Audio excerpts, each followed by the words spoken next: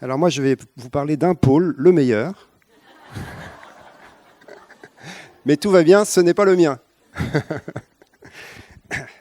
Mais dans ces trois directions qui sont tellement belles et qui, lorsqu'elles sont vécues en synergie, en fin de compte, accomplissent la volonté de Dieu pour nos vies, trois directions que Fabienne vient de donner,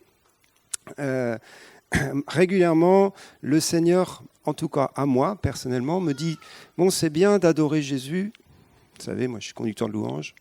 C'est bien aussi d'enseigner la parole et d'aimer les frères et sœurs. Mais quand est-ce que tu vas t'occuper des gens qui sont perdus dans le monde ? Et quand le Seigneur me dit ça, vous savez ce que ça produit en moi ? De la culpabilité. À qui ça fait ça ? Levez la main. Voilà. Alors, le but de ce que je vais vous dire maintenant, ce n'est surtout pas de vous culpabiliser. Alors, on met de la culpabilité de côté.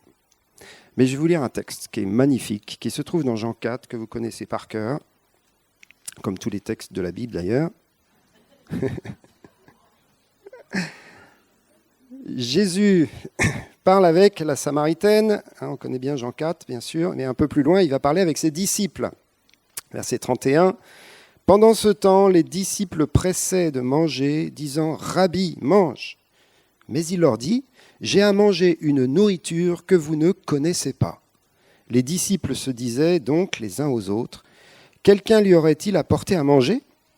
Jésus leur dit, « Ma nourriture est de faire la volonté de celui qui m'a envoyé et d'accomplir son œuvre. Ne dites-vous pas qu'il y a encore 4 mois jusqu'à la moisson ? Voici, je vous le dis, levez les yeux et regardez les champs qui blanchissent déjà pour la moisson. » Jésus leur parle d'une nourriture qu'ils ne connaissent pas.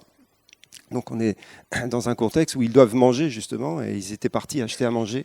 Et Jésus leur parle d'une nourriture qu'ils ne connaissent pas. Sa nourriture, c'est d'accomplir la mission pour laquelle le Seigneur l'a envoyé. Et puis d'un seul coup, il parle de la moisson. Alors bien sûr, Jésus, au cœur de sa mission, c'était le salut, c'était la croix, c'était la moisson.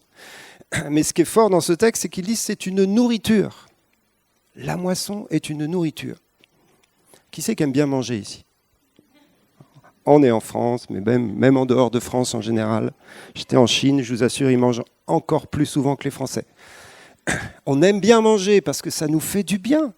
Ça nous nourrit, ça nous restaure, ça nous fortifie, c'est bon, etc.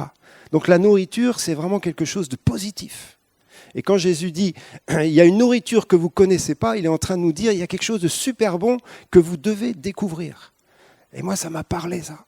Il y a quelque chose de très bon qui se situe dans la moisson, qui va me nourrir, qui va me faire du bien, qui va me fortifier.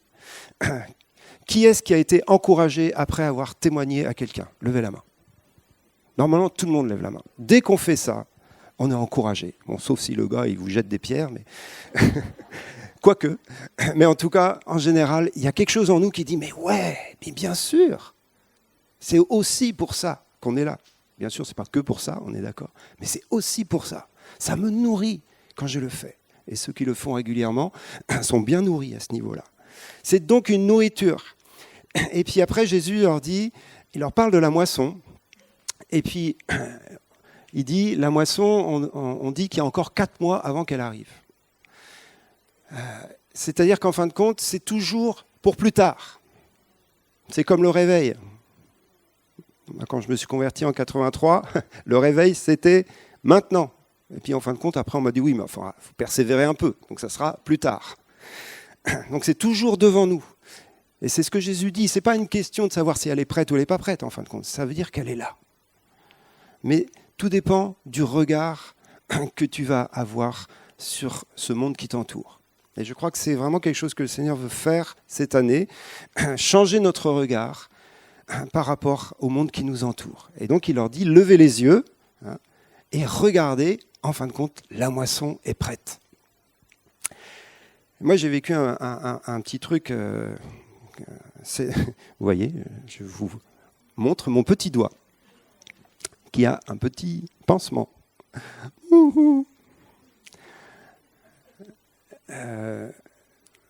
vendredi, avec plusieurs d'entre nous, donc là c'est beaucoup moins drôle, on a été à la cérémonie pour les obsèques du petit Yaël, hein, l'enfant des Péchins, enfin de la famille Péchin.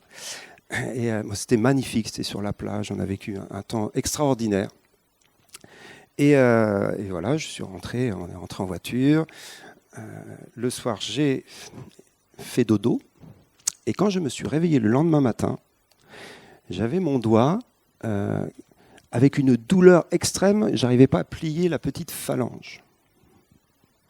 Je ne sais pas ce qui s'est passé. J'ai dû me cogner, soit la nuit, soit je ne sais pas où. Enfin bref.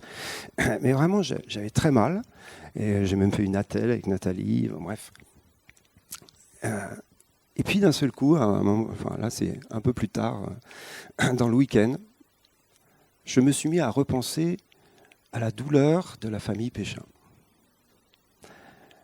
Et d'un seul coup, je me suis vu avec mon petit doigt, samedi matin, il n'y avait plus que ça qui comptait, quoi. Mon petit doigt, il a peut-être été cassé, je vais plus pouvoir jouer de la guitare. Vous voyez ce que je veux dire? D'un seul coup, mon petit doigt a pris toute la place de ma vie. Bon, puis les mecs, on est souvent plus douillés, hein, donc ça prend beaucoup de place. Ah, mais il fallait vraiment que je trouve une solution, j'allais presque mourir, quoi.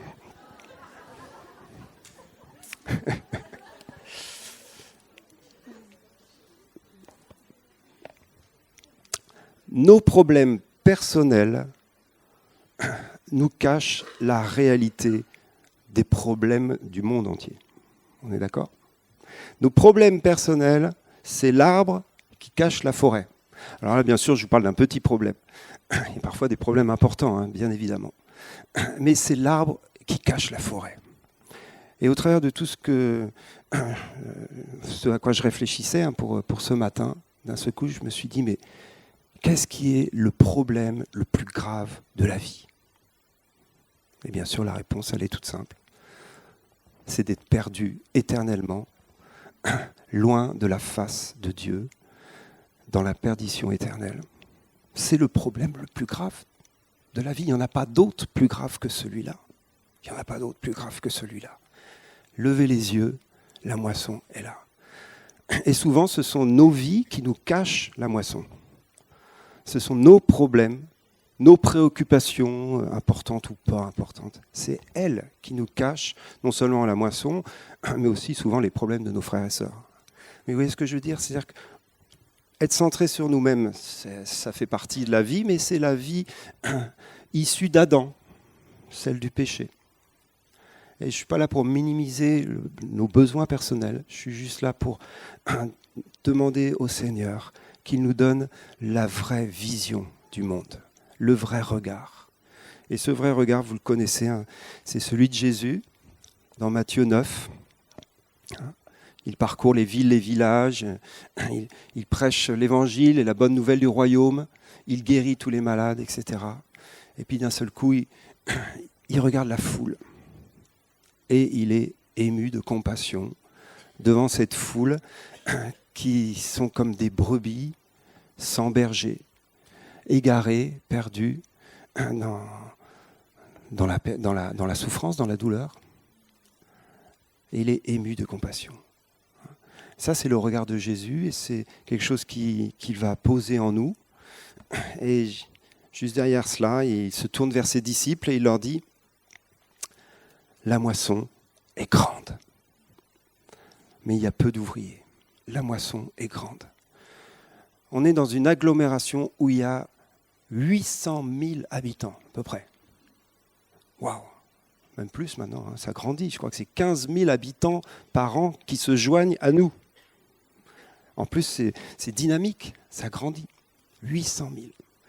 Je ne sais pas combien on est de chrétiens nés de nouveau dans cette agglomération. Didier, tu auras peut-être plus une idée que moi, mais je me dis... Ouais, c'est ça. Voilà, 3 000, 4 000, c'est exactement le chiffre que j'avais. 3 000, 4 000. 800 000 personnes, 3 000, 4 000 chrétiens nés de nouveau qui louent Jésus et qui parfois ne sont pas contents de leur église, comme disait Fabienne tout à l'heure. Alors on ne va pas culpabiliser, mais on va juste dire: la moisson est grande. la moisson est grande. Et on a vraiment reçu que cette année, au-delà de toutes nos activités, il y a plein de choses qu'on va continuer, comme on a dit, de persévérer. On va vouloir grandir dans plein de domaines. Il y a comme quelque chose que le Seigneur donne comme une nouvelle priorité. C'est comment on va conquérir au-delà de nos 4 murs. Le centre-ville, on en parle souvent avec le Lexington qui a beaucoup de besoins. Vous pouvez aller au stand Lexington tout à l'heure. L'évangélisation, conquérir. Mais il y a d'autres solutions, il y a d'autres stratégies, il y a d'autres idées. Et vous avez plein d'idées. Il y a l'eau de vie, il y a plein de choses qui est orientée vers le monde.